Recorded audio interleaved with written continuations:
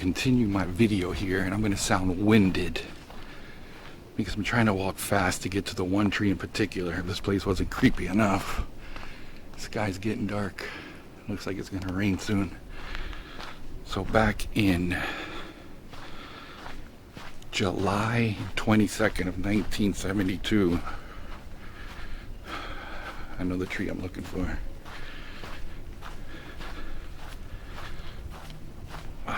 Cobwebs.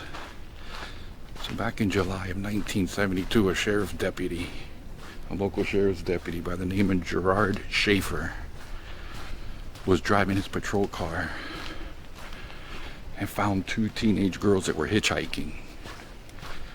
I found the tree and tell the story. Oh man, this is the tree, yeah.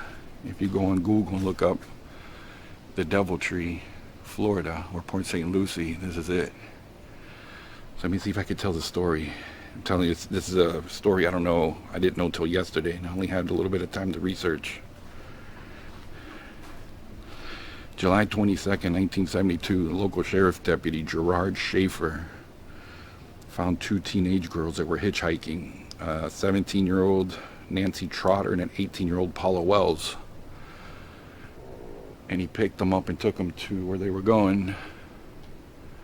And it's quiet out here. All of a sudden it got really quiet. And tried to tell them the dangers of hitchhiking. Told them it was illegal, which I don't believe at the time it was. And took them to the house that they were staying at. And they told them that they were going to go to the beach the next day. And he told them that he'd come pick them up himself and take them to the beach. Well, the next day he picked them up. But instead of taking them to the beach, he brought them out here.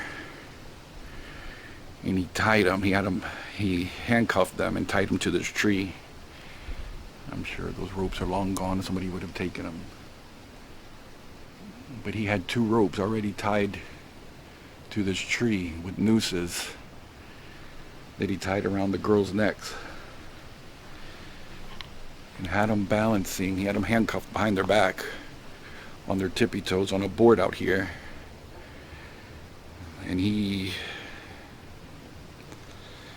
got a call on his police radio. They sent him away, but he told them that when he'd come back, he was going to finish them off, that he was going to kill him. Man, this is crazy. So while he was gone, the girls were able to break free from the nooses while still handcuffed behind their backs, and were able to run away, ran through all these trails and made it to a police department or a sheriff's station, which oddly was the same one that he worked at. And she explained the story, and he was easy to find because he told them his real name. He wound up getting arrested, served very little bit of time. And he posted bail before going to trial. And while he was out on bail, two girls had gone missing. And the police thought, well, maybe he had something to do with it. They went to his house and they found trinkets, little bracelets, earrings, things that belonged to the girls that were missing, but they had no way to prove that he had anything to do with it. Fast forward to April 1st of 1973, there were two guys walking the same trail collecting aluminum cans. We're right under this tree, the very same tree. They found remains of the two little girls that had gone missing.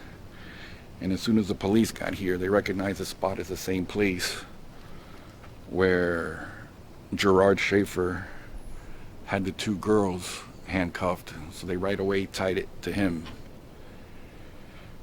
Oh man, I'm winded from walking through these trails. Throughout the years, this place has been, or it got the name Devil's Tree. They say there's been satanic rituals that take place back here, that people have been sacrificed back here. Man, if this story sounds crazy, I'm telling you, Google it. The Devil Tree in Florida. Because when I was looking it up, there was another place that they called the Devil Tree.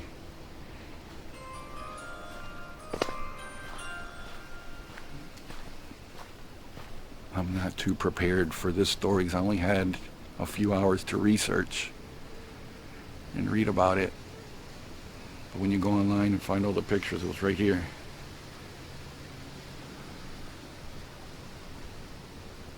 This was his killing site, his dumping ground. And I wouldn't know, and it's starting to rain a little more. I wouldn't know which direction to go, but apparently somewhere back here. It's a park now. This place is called, I forgot the name of it already. But back then this was just a wooded area. And there's remains. Oh, I see it. Either a house or some kind of a spot where he kept his things. But they said this is where I haven't been able to find anything to prove that it was a house, that he lived here. But definitely this is the place he was familiar with. It's like some kind of shed that he had back here. That's it. It's right by the tree. Throughout the years, locals have said that this tree is just bad news, haunted, and there's stories, urban legends, and it's been trying to get cut down, but something always goes wrong. They had two guys come out here with chainsaws trying to cut this tree down, but as soon as they started, they said the blades just got stuck. It didn't work. And they left to go get another chainsaw, and shortly after leaving here, they got in a car accident. I want to say they both died. Again, urban legend. I don't have a way of proving that, but it's all online, these stories. They said they've tried to burn it. Crazy.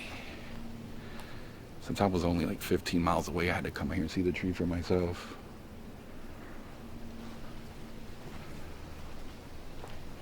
The Devil's Tree.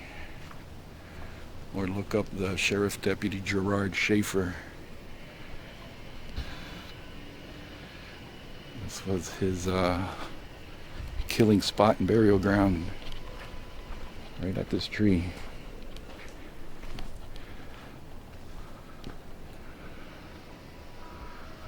Alright, I'm about to get out of here. Alright, before I leave, when I turned off the video, I started taking pictures with my camera.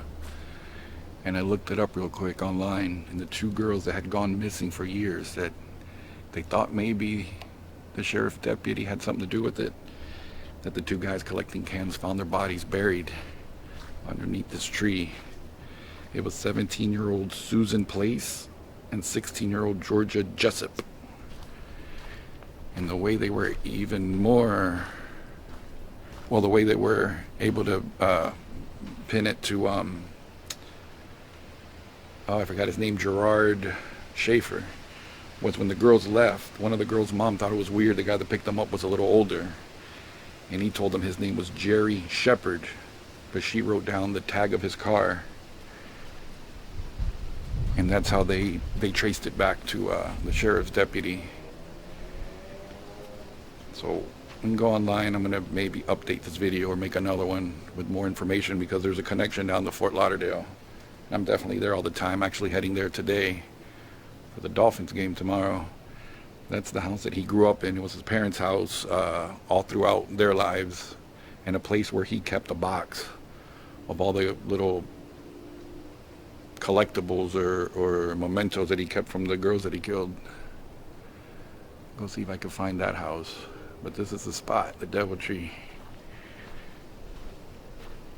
I am going to head out of here for reals this time.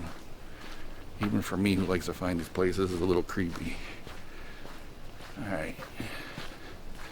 I'm out of here.